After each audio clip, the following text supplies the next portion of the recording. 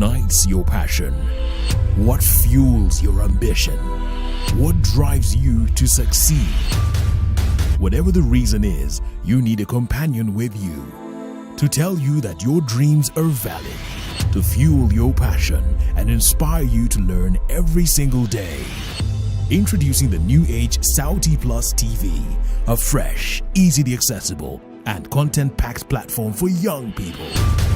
A companion like no other to give you accurate and reliable information and guide you in making the right choices and take the right direction. A companion to open you to a Pan-African cinematic experience to help make sense of the world around you. A mobile companion that goes easy on your wallet and sticks with you all the way. Saudi Plus TV, your number one source for shows that matter, anywhere, anytime. Download the Saudi Plus app on the App Store and Google Play Store, or head to www.saudiplus.org.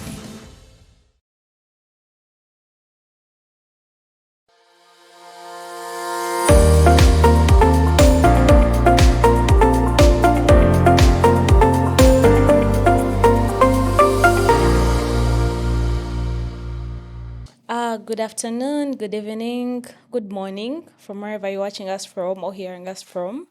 This is Lintasha, and today we're going to have a podcast series about something that not so many people want to talk about or forget talking about.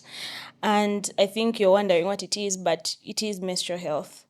Yeah, so we're going to talk about menstrual health today. And with me in the studio, I'm with some beautiful ladies as well. We're already blushing, but okay. And black people don't tell us that what color are we blushing? Black. Stop blushing. But yeah, we're here with some beautiful ladies. I know their names, but I won't say their names. They'll introduce themselves to you guys, and then we just have this conversation. It's just going to be a chill conversation, but an informative one as well, because it's menstrual health. Most of us go through menstruation, so. But then it's something we don't normally want to talk about. So I'll start with the lady with my. Yes, my name is Isabella Akiteng, and I am from the Imara Centre, which is an initiative of the Forum for Women in Democracy, and I am glad to be here today. Yes, thank you. Yay! So I go next. Yeah. Okay, I am Liza Mary Kaoya, and I lead a team at Dwana Initiative. And Dwana Initiative is a nonprofit organization that focuses on amplifying girls' and women's voices. But we do this through removing barriers to education, which we're going to have a conversation about. That's menstrual justice and equity, and also support entrepreneurship and also create safe spaces. Thank you. Thank you so much. And I think most of you are thinking this is a feminist space. It's It girl is. power. It is. It is very political. Isn't it a feminist space? Let us not deny who we are. Okay, my bad. But Yes, okay, no so we're all worries. women, girl power, we are female. And we're just really diving into this conversation. Menstrual health. When was the first time you had your menstrual encounter, when you first had your period? I was 11. And I was in P6. Wow. Yes. Was it scary? Yes. First of all, it came when I was at school. Like that. That was not helped by the fact that kids were bullies, like boys were bullies, and it comes, your uniform is stained. I remember our uniforms were a plain blue uniform, and so if you stain your uniform, then you had to tie a sweater. So if you saw anyone with a sweater, you just knew that it had been stained. It was quite uncomfortable. Yeah. And you, Lisa, what was your experience? Actually, I was pretty excited. Oh, really? I had mine at 12. Most of my friends had gotten theirs. Actually had mine the week before we had PLE. And you were excited. I know, was. right? Because I had a bunch of friends and would actually wear pads. And would think that pads would block urine as well. Yeah. Interesting. Being children. That was a fun. But yes, we used to go into the washrooms and wear them, try them on and all that. So most of my friends had gotten their period and I had it.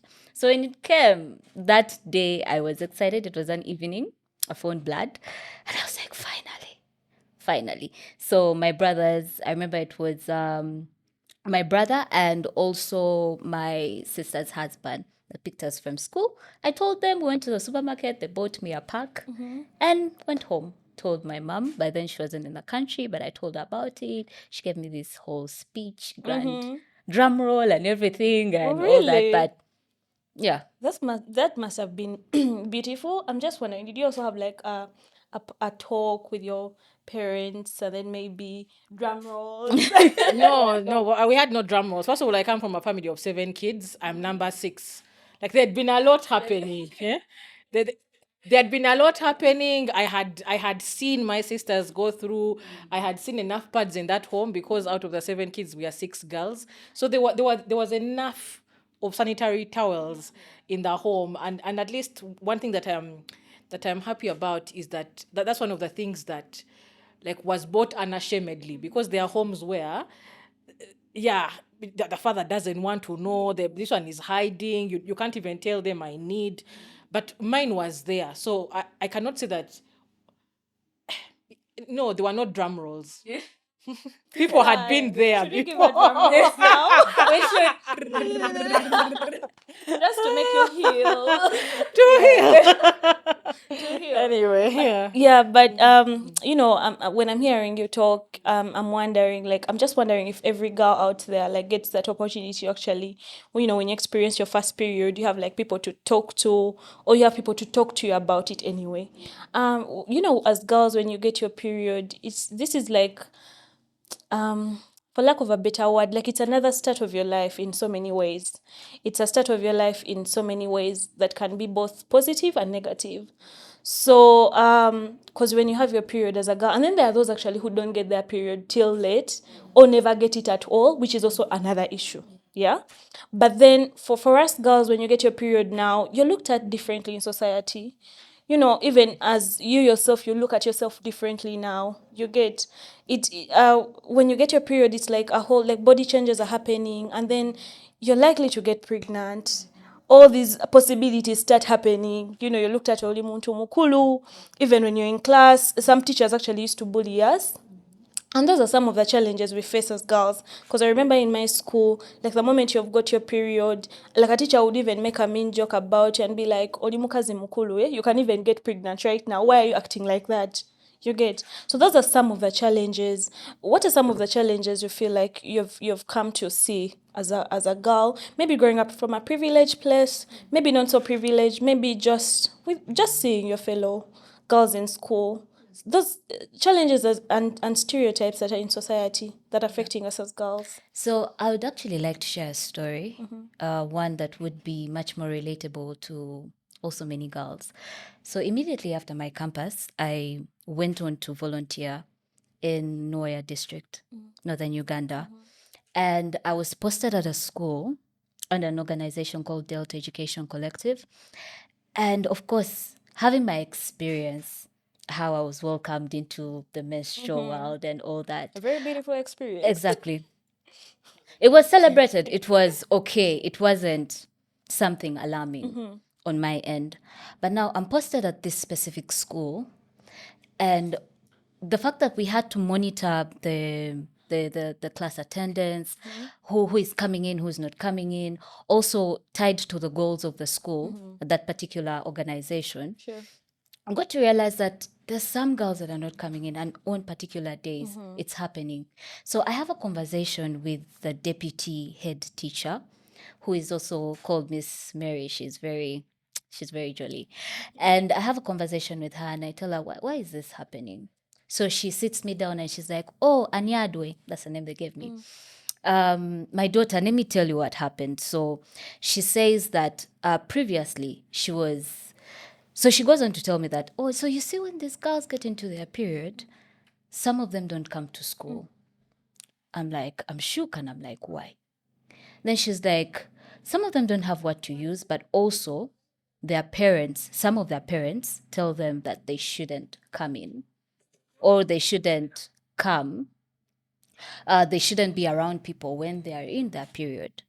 So she goes on to tell me, but then previously I used to support them with cotton cloth, also give my house, her house was just close to the school, as a changing room, and also a jerry can they go fetch water from the borehole and change up and just go back to class. And that happened. So more girls than them just going back home, more girls would come to her, change up, wash up, she would give them cotton cloth, and then they'll go back to school. However, there are those girls that would start their period from home. Yeah. So it means that they would stay home. So she went on to talk to their parents and ask them to come stay at her home. Really? Yeah. So when they stayed at her home, of course, definitely, if they're staying at her home, they're going to stay overnight. And those are more resources. Yes. And she's using all this from herself or from her pocket. own pocket. And of course, her pocket is not that large. Sure. So the numbers of girls grew, that over 20 girls a month would be in our home. Exactly. Crazy. Resources definitely ran out. And when they ran out, the cycle continued. Definitely.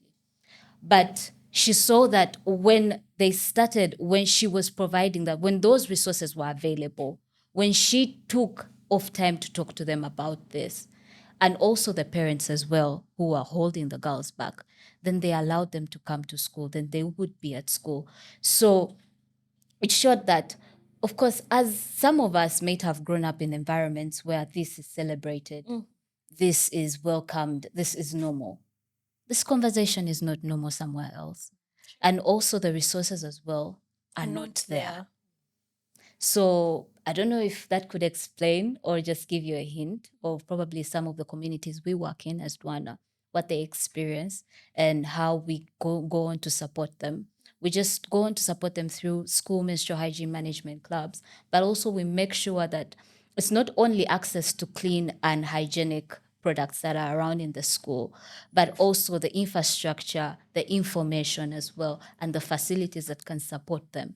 But we make sure that also the conversation does not only stop at the children level or at the school level, but involve the parents, because they are the ones that pass on the norms and whatever statements that they tell them that infiltrate their mind to make these taboos. So we try to have those conversations with them and just try to destigmatize this whole conversation. So, yeah. Oh, thank you so much. So as you're talking, there is a short film. We have like a fellowship program. It's called the Icon Fellows Program. Yeah. And this is where we mentor young people to actually tell authentic African stories about the SRHR issues young people face. Yeah. So there's this one guy, he's called Emma. His short story was about menstrual hygiene. Yeah. And it was just shocking. He's a boy. Why is he writing about, or why is he producing a film about menstrual hygiene? It raised an eyebrow, and then I was really intrigued to see what kind of story he was telling. And then what surprised me the most is how he was talking about these different taboos and the myths around menstruation. So in his short film, he highlights this one girl who is so devastated that she has not yet got her period, that she's willing to do anything in that moment to get it. Yeah. You get? Like, she's willing to do anything to just get her period, because, everyone else around her is getting the period, and the more you get the period, actually, the faster you get the period, the more you actually celebrated in society as, like, a fertile woman. Yeah. In a way, it's positive, it's not positive, but then, like, you're looked at, like, you're fertile, you can have kids. So if you're not getting it, you're, like, devastated. Yeah. You're wondering what's happening to me, because there are those girls who get their periods way later in life, at 20. Some even never do. So, like, that story was kind of like a point for me in the sense of, like, yes, menstrual hygiene, I feel like, is not talked about a lot. Menstrual health is not talked about a lot, because there is this whole issue about endometriosis. Yes. And how come we didn't know about that till just how many years ago? Because in the medical world, okay, traditionally, people did not think that menstrual health would have medical consequences. Yeah. And so that's also, and I don't know whether we'll go into it later, but also that's one of the reasons as to why this discussion is important, because there are workplaces you go to that don't recognize women taking leave during the time that they're having a period as necessary. They'll say, are you the first woman to get a period? Are you the only one who gets cramps, and yet the cramps and the pain that comes with with endometriosis are different. Very And different. so if we do not recognize the health face in this discussion on menstrual health, then it's very problematic. But then also, even when it comes to issues of policy, Yes. as institutions, I think it's important that you recognize that if a woman says every month I'll have to take a day or two, it should, like, your policy should recognize that as sick leave, because now it's recognized as as a mental condition, as a health condition. And so it should be translated into policy. And I'm glad that that's one of the milestones that we've been able to achieve in the conversation around menstrual health. So this brings me to my next question, which will be going to, I think, Lisa. What are dignified spaces? Okay, so if you're talking about dignified menstrual spaces, I would say these are spaces that basically have they don't have any form of discrimination, especially around access to information, access to products, but also a space where you can have a good conversation, a conversation that's normal, a conversation that does not have to, you don't have to exchange pads like a drug deal, something of that sort. Yes. But a space where you're heard. For example, if you're having, I don't know if you've heard about a condition called PCOS as well. If you're having like endo, or if you're basically having cramps, you can walk up to anyone and just tell them, oh, I'm having this, I'm facing this. And it's safe for you, where you can access whatever you need to just have a dignified period menstruation. So that's what I call a space, a dignified menstrual space. Okay, so it's basically a safe space where you can actually, as a woman, be able to not get scared of telling your bosses at work that, by the way, I'm having cramps. In fact, I can't do anything, because I think I've seen girls who can't do anything. There are people who get drip. Have to get IVs. Yes, they do.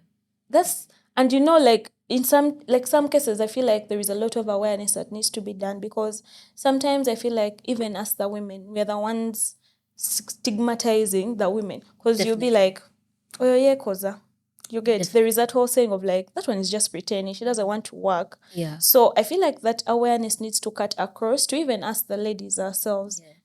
Sometimes we don't show as much support when it's needed from like a fellow lady. In a workspace, you'll be like, she's pretending, even in school, by the way. Yeah.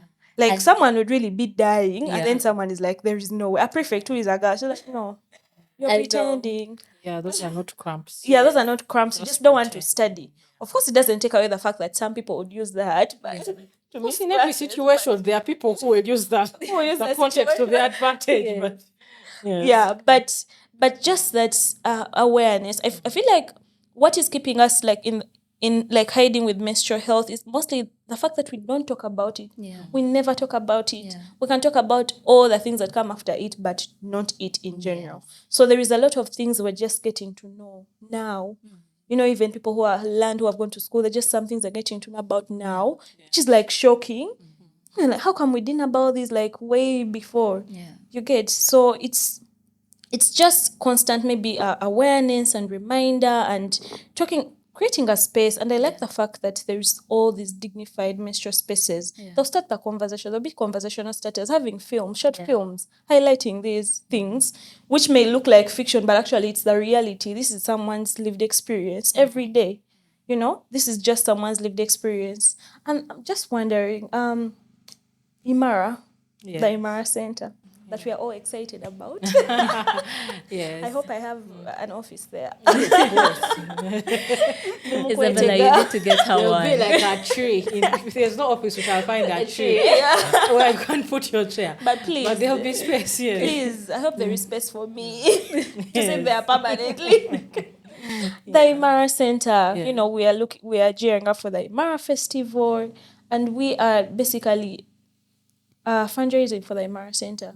Something that I think we are all excited about. For those who don't know what the Imara Centre is, I think Isabella will tell us what it is. But I'm just wondering, how is this centre going to just like respond to some of these challenges that we as women face in the menstrual field or the menstrual? Okay, Like- thank you. and I'll probably start with what the center is, because Yes. at times when we start talking about the center, there's all this excitement, and there are very many people who think the center actually exists, like it's already up and running. But no, the center is an idea, and it's also an initiative of the Forum for Women in Democracy to anchor work around gender equality, and conversations around dignity, dignity during the menstrual cycle or period are important discussions when it comes to equality. Yes. And so when we look at the center is it's a 2-in-1 facility that we are setting up that will have a residency. So a residency where accommodation can be sought, but also a residency where issues of protection and safety can be advanced, because one of the things around our realities is that if I came to you today and I said I was beaten, by maybe my partner, I want to go somewhere, usually you take me in, but under normal circumstances, there should be spaces where you can go. where you can take me. Yeah. But right now, the default position is that I take you in. And Yeah. in situations where it's not safe for me to take you in, or where I'm unable to take you in, then it becomes a safety risk for you. So the residency would address things like that. But the residency would also address much needed conversations around wellness and care for women. The work we do is exhausting. If you decide to go and pursue this issue of menstrual health and you just go through 3 districts and you don't stop, you can get a mental breakdown. Because of the realities and the figures and the realities that are thrown into your face. And so there will be a space for wellness, for women to rejuvenate from this very exhausting but important work that we do. And then on the other side of the center, we shall have office space, but also so it will be a 5-floored building that shall have office space. It will have a women's museum to celebrate women's art. It shall have a women's, it will have two training auditoriums so that people can come there and be trained. It will have a library to celebrate women's work, It will have an incubation space for women in business. It shall be a space for networking and, and creativity to thrive. And you asked, how does this tie into the discussion that we are having? One of the things that we need to know, for anyone who is listening, is that, you know this thing that the president keeps saying, that we are working towards middle income status? Yeah. There are some of us who believe, then there are some of us who don't believe. But let us believe the president. Let us assume that we are actually about to hit middle income status, because he gave us a timeline. Give us a time. Most of the external support that we receive as a country is because we are labeled third world. Yeah. You get it? As soon as it hit middle income status, there's money That is not going to which is never going to come back, Okay. because it is targeted to third world, countries. highly indebted and impoverished poor countries. Now, in the context where, as a country, we are actively working towards middle income status, the realities that Lisa is talking about, okay, the realities, because we've just started to scratch the surface around menstrual health and hygiene. The realities are not going to change simply because you've hit middle income. The number of girls who still don't access school will still remain the same. The number of people who are dropping out will remain the same. The realities of that head teacher will remain the same. And so it's important that people who are doing work of this nature are investing in sustainable ways to ensure that when we reach that time, okay, we are still able to sustain much needed work around this. But also, you mentioned it at the beginning. You said, but people rarely talk about this thing. Yeah, people don't want to talk about this because it heavily is about our bodies as women. Our bodies are so politicized. Our bodies are such a battleground. People will talk about the parts that make them happy, and then they will sense a conversation on the issues that are actually important around our bodies. So people will talk about Nyash. These days, everyone is talking about Nyash. People will talk about your ability to get children. People will talk about how many children they will police when you have them, how you have them, what. But no one will want to talk about the dignity of a woman's period. You get it? And so menstrual health, menstrual work is a deep political and feminist discussion, which is why when you say you guys think, but some of us are unapologetically feminist. Feminist. Yes, it's a very political discussion because it affects our bodies, how they function, and how our bodies relate with culture, with society. So, because the Imara Centre is going to be a base for independent feminist organization and organizing, discussions that are taboo like this shall find a home to be nurtured and, amplified. And so that is part of the connection to the work that we are doing. But also to say that one of the things that Imara is looking at is an equal future for both men and women. What is an equal future if women are dropping out over a natural occurrence that happens every 21, 28, 30 days, if men are not dropping out because they're having wet dreams, why should women drop out over an issue that if we talked about could be addressed? You get it? So for Imara, it's a deeply political conversation that helps us move closer towards achieving equality, but also it's one of those tabooed discussions that define who we are as women. Because when you talk about childbirth, it is there, it is in that period. When you talk about the definition of womanhood within our traditional societies, it is in that definition of menstruation. If you talk about readiness to be a wife, I don't know what all that, it is still hinged on this period, which no one wants to talk about, So Imara is a space that will exist, one, to sustain and anchor important work as this in a period where we are working towards middle income status, but also in a time where money towards gender equality work is actually reducing. Everyone is transferring their money to Ukraine. People are buying gold. People are de-dollarizing. One of these days the dollar will become just mere paper. And yet the realities of the conversation that we are having here right now remain important. Which is why we should all be interested in the Imara Women's Centre. Yeah. And when you talk about the Imara Women's Centre and how we should be all interested, it goes back to the fact that the centre is not yet there, like you said. Some people are thinking it's already there, established. Yeah. We're already getting referrals, but anyway. Which is a good thing. Yes, which it is a good thing. Yes. And it shows the importance of actually having this in place. Yeah. GBV cases and all that. And I'm really excited for the women in Uganda. Yeah. I don't know if it will be able to expand elsewhere, but for us, I'm excited for all of us as women in Uganda. Yeah. And it brings me to my point of the place is not yet there. It is in the making, but then we need to all work together to see this realization come to life. Yeah. So we need you. The Imara Centre needs you. Yeah. We need everyone, even the men, because at the end of the day, we're not going to be able to promote equality when the men are out of the conversation. Yeah. We need to have this sensitization done. We need the men's support. We need their mindset to change, because men, things on Twitter will trend if they're connected to men's enjoyment and, shall not roll our eyes too much. Otherwise, this might become the point of conversation when the podcast comes out.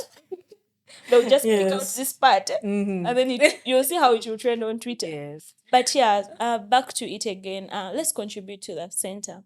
I don't know what you're doing, and in whichever way you're doing it, even if it's 1,000. What a school recently, and I was just so shocked to see students actually contribute. You know how Kau? Yes, Kau.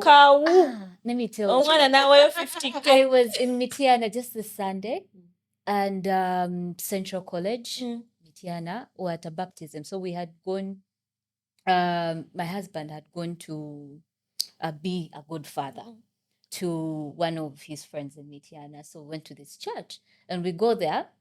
Fortunately, unfortunately, because we really sat in the service. But anyway, fortunately, when we were there, it seemed to be Thanksgiving service. And they go on to read about about how much each class has contributed. This money came from the students. The least money that came from a particular class was 1.5 million. No way. I'm not joking. Which school is that? We should go there next.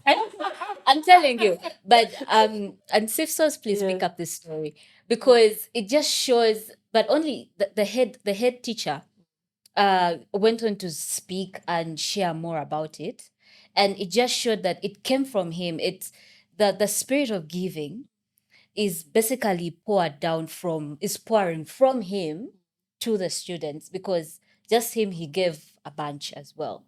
But they just celebrate each year or something of that sort around this time to just give. So really, children can give as well. Yes, children I was can give. shook. Yeah. And I mean, even if you're a young person out there in school, you're listening to this is contributing to your future at the end of the day. What kind of Uganda do you want to see Yeah. some years from now? How will you want the center to benefit you? Do you want to have a safe, dignified menstrual space? Not even just for you, your sister, your mother, your cousin, the next child, but also, I'm sorry for interrupting you, but when she was talking, I and Lisa also belong to another space of philanthropy, where we encourage people to give not just their money, because at times when you say give, you're like, my money. But yes, you can give of your treasure, which is your money. You can give of your talent, which is what you're good at. If you're good at taking pictures, volunteer to take pictures for some people so that they can have quality pictures to also put on The socials. your yes. And then you can volunteer your time, go and spend time with these people and make good use of it. And so if you're out there, yes, you might still be trying to get convinced to give towards Imara. But I think the bigger conversation is give towards local causes. Yeah. Give towards causes that change society. As Imara, we have a big dream to change society. But Lisa is also here. Duano runs a campaign called Ramps, and Ramps is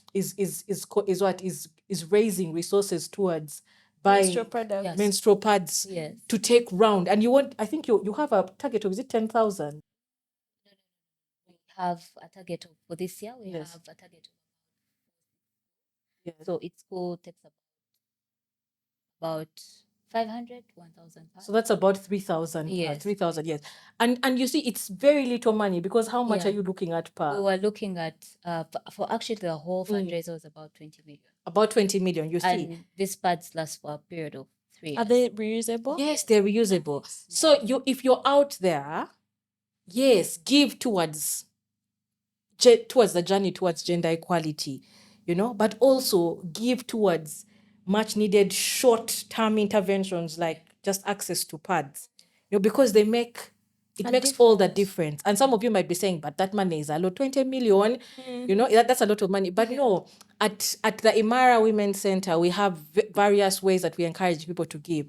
One of the ways we encourage people to give is through our 1K campaign. In our 1K campaign, we are looking for 1 million Ugandans, ordinary, like you and me, and us in this room, 1 million Ugandans to just give 1,000 shillings per month. If 1 million Ugandans gave 1,000 shillings per month, we'd be raising 1 billion shillings every month. And that center would come up. If each of you said, I'm going to give Lisa 1K per month, and you give her 12K, then you also give me my 12K. That is 24,000, I don't think it would kill any of us, but it would make all the difference in the lives of the girls that she works with, but also in the lives of the future, around gender equality, which we are working towards as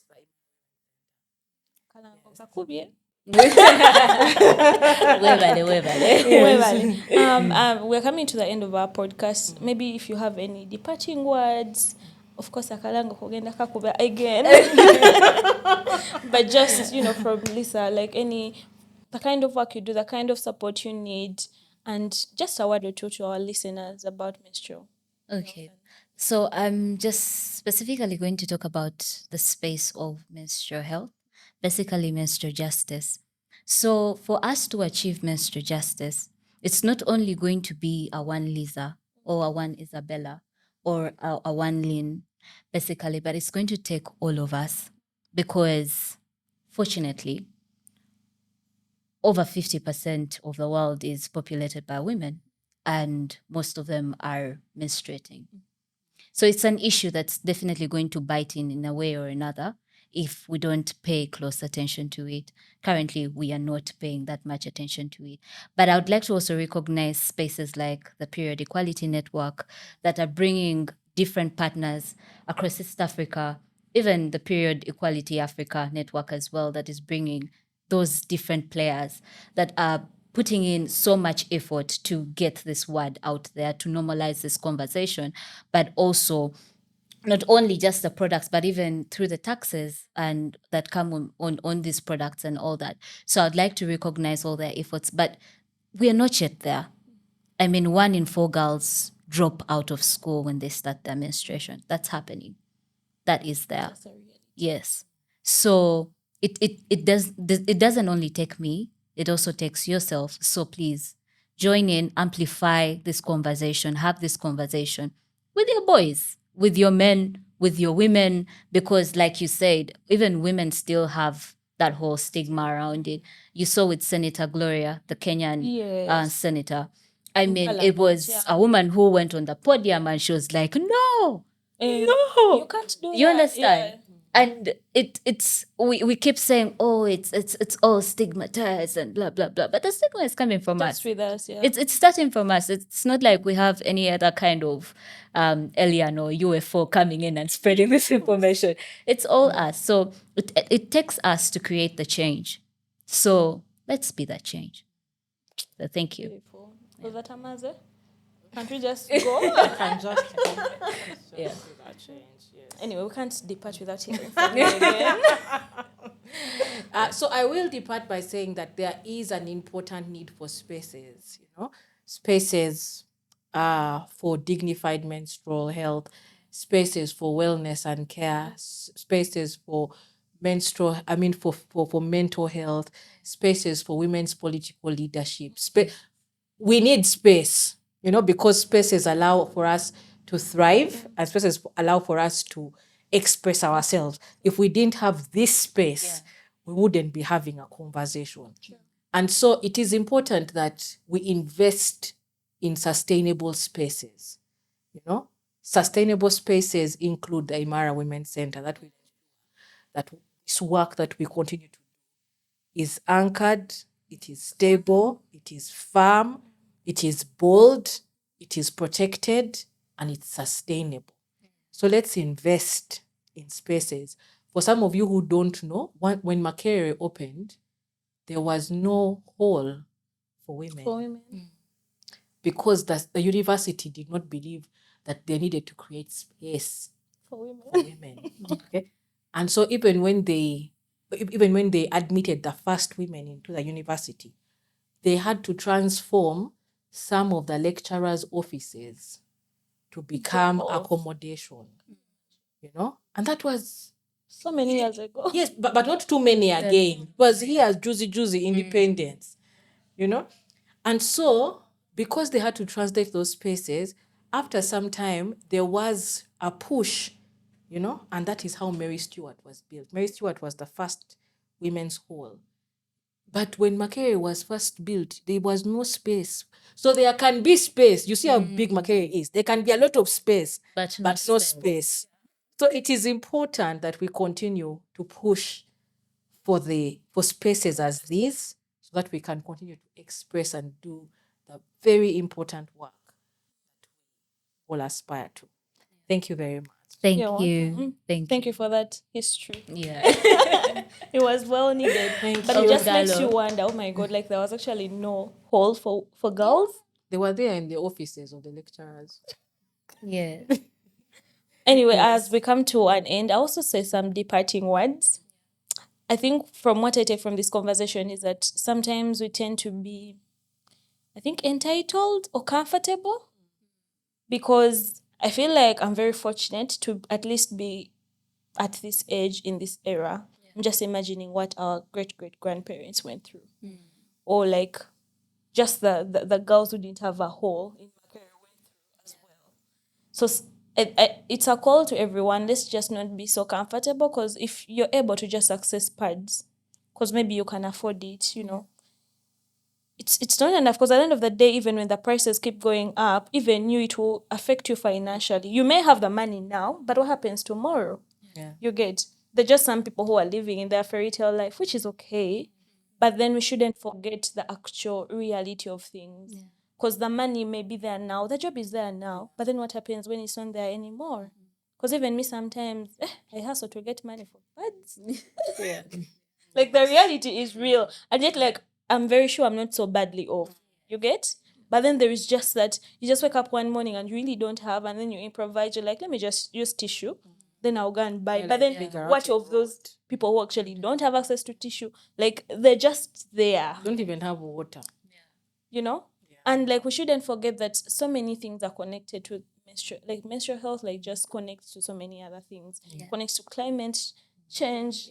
So many other things, so many SRHR issues girls are facing, unsafe abortions, and all those other things. And basically women's like how they're perceived in society as well. It's all connected. So the conversation starts now and it starts with us, but then shouldn't stop here. In your homes, as a father, what are you talking to your kids about when you're having dinner? You know, mothers, which conversations are you having with your boys? You know, are you telling them those are women issues, don't get involved? You know, because that's the only way we're going to start to change.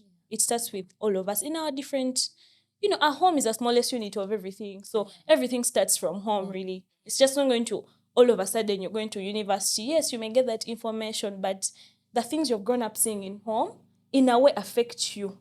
Like they go with you so deep that without even knowing. So let this discussion keep going wherever you are. If you want more of us, if you want more of these ladies, they're just a call away. You can bring them back for another conversation. I mean, we're going to keep these conversations going even after the center has, you know, happened. And your office is And you're there. giving us money to build it. And your office is there. Yeah, office is and my there. office has to be there. I swear, if my office is not there, I'm not hosting you guys. Like, yes, me, I'm not. Yes. But yeah, so thank you so much, guys, for listening in. Don't forget to follow our social media platforms at Richa Hand Uganda and Sauti everywhere on Twitter, on Instagram. Check out our website. You know, go to the FOWODE page. Check about like Imara. Don't forget to contribute, even if it's 1K. You people be buying bags, shoes, left, right, and center. Vibes on vibes. Vibes on vibes. You're going out for karaoke every Saturday. That one Saturday. Get karaoke money. And then you just do the center banana. Yeah. Yeah, so till next time. Toodles.